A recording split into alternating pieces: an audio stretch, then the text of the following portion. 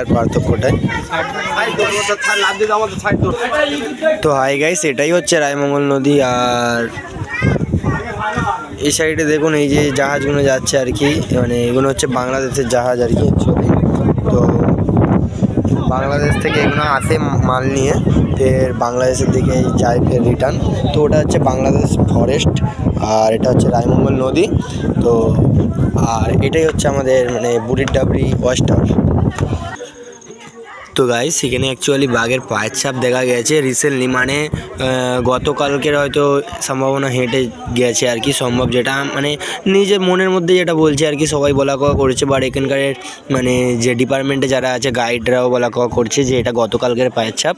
তো আমাদের ভাগ্যটা খুবই খারাপ ছিল, কালকের আমাদের আসার কথা ছিল, তো আমরা যে কোনো কারণবশত কালকের আসতে পারিনি।